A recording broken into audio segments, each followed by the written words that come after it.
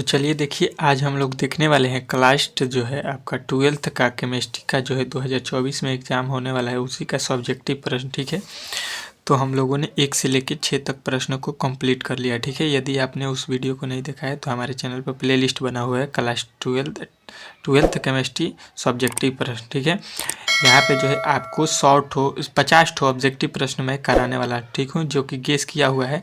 उसी में से आपके जो है सारे प्रश्न लड़ जाएंगे। ठीक है, तो सारे प्रश्नों को आप एक जो है नोटबुक में कंप्लीट उसको कर लीजिएगा। ठीक है, लिख लीजिएगा और उसको याद कर लीजिएगा। ठीक है, और हमारे देसी मैथ अड्डा चैनल पर पहली बार आए हैं तो प्लीज़ इस चैनल को सब्सक्राइब कर ले। ठीक है, इसी प्रकार आपके जो है केमिस्ट्री के साथ साथ फिजिक्स का भी 50 सब्जेक्टिव प्रश्न मैं करा रहा हूँ। ठीक है, तो 7वां प्रश्न देखिए, कह रहा है फैराडे के विद्युत विच्छेदन संबंधित प्रथम नियम को लिखें। बहुत ही इंपॉर्टेंट प्रश्न है ये। ठीक है, बार बार आपसे पूछा जाता है कि फैराडे के विद्युत विच्छेदन के संबंध में जो है आपके प्रथम नियम को लिखिए। ठीक है, तो आपको उत्तर में क्या लिखना है कि जब एक तार को ऐसे क्षेत्र में रखा जाता है जिसके चुंबकीय क्षेत्र में निरंतर परिवर्तन होता है तो विद्युत चुंबकीय क्षेत्र विकसित होता है। ठीक है, तो इसी को हम लोग बोलते हैं फैराडे के विद्युत विच्छेदन का प्रथम नियम। ठीक है, आप लोग अच्छे तरीके से इसको लिख लीजिएगा। देखिए कितना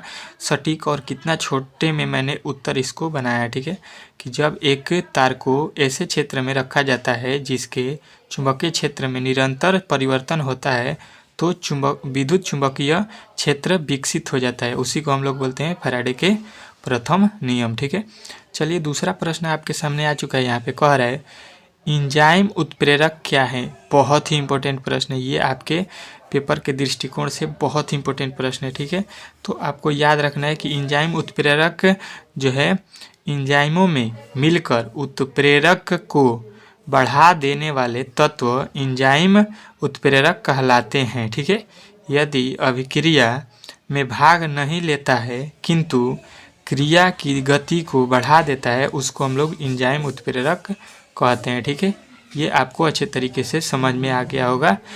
8वां प्रश्न है इसमें का। ठीक है, कि एंजाइम उत्प्रेरक क्या होते हैं। ठीक है, वो क्या करता है तो जो है उत्प्रेरक जो होता है रासायनिक अभिक्रिया को जो है बढ़ा देता है गति का। ठीक है, चलिए इसको नोट कर लीजिएगा। ठीक है, अच्छे तरीके से एक कॉपी बना लीजिए, उसमें इसको सारे प्रश्नों को नोट करना है और याद कर लेना है। ठीक है, अगला प्रश्न देखिए 9वां, बहुत वीवीआई प्रश्न है, इसको वीवीआई करके क्वेश्चन को लिख लीजिएगा। ठीक है, खनिज एवं अयस्क में अंतर स्पष्ट कीजिए। ठीक है, बहुत ही इंपॉर्टेंट प्रश्न है ये, बार बार आपसे पूछा जाता है कि खनिज और अयस्क में अंतर आपको बताना है। ठीक है, तो आपको बताना है इसका उत्तर कि पृथ्वी के गर्भ से प्राप्त धातुओं के यौगिक खनिज कहलाते हैं। किसको खनिज बोलते हैं तो पृथ्वी के गर्भ से प्राप्त जो धातु के यौगिक खनिज कहलाते हैं। ठीक है, चलिए देखिए उसी में आपको लिखना है कि खनिजों से कम लागत एवं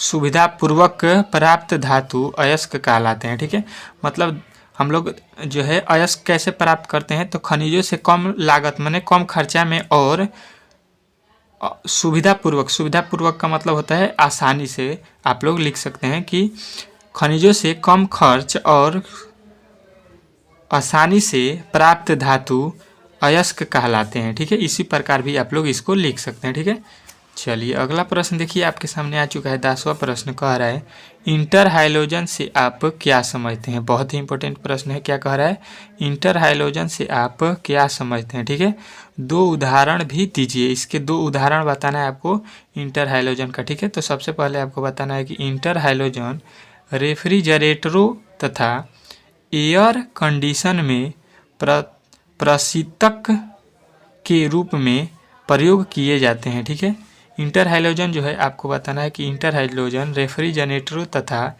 एयर कंडीशनों में प्रशीतक के रूप में प्रयोग किए जाते हैं। ठीक है, जैसे कि आप लोग बता सकते हैं CF2Cl2। ठीक है, एक और एग्जांपल आपको बता देना है CFCl2। ठीक है, ये दोनों क्या है तो इंटर हाइलोजन। ठीक है, अच्छे तरीके से समझ गए होंगे। इसको आपको नोट कर लेना है अच्छे तरीके से, वीडियो को रोक रोक के सारे प्रश्नों को एक कॉपी में लिख लेना है और इसको अच्छे तरीके से क्या है कि याद कर लेना है, ठीक है। बहुत ही वीवीआई प्रश्न है सारे के सारे प्रश्न, तो आपको सीधा इसको रट लेना है। सुबह में एक बार पढ़ लीजिएगा तो आपको अच्छे तरीके से याद हो जाएगा, क्योंकि 4 अक्षर में ही 4 लाइन में ही मैंने उत्तर तैयार किया है, ठीक है। तो ऐसे ही वीडियो को आप लोगों को देखना है तो हमारे चैनल को सब्सक्राइब कर लेना होगा, क्योंकि यहाँ पे 50 ठो मैं प्रश्न कराने वाला हूँ, ठीक है। उसी से आपके सारे प्रश्न लड़ जाएंगे। ये 10 ठो प्रश्न आज आपके कंप्लीट हो चुके हैं, ठीक है। तो इसके बाद जो है आपके 11 से लेके 15 तक अगले वीडियो में आपको प्रश्न मिलेंगे। तो इसके लिए आप लोग तैयार हो जाइए, बहुत जल्दी इस पर आपको मिलेगा। तो चलिए मिलते हैं अगले वीडियो में।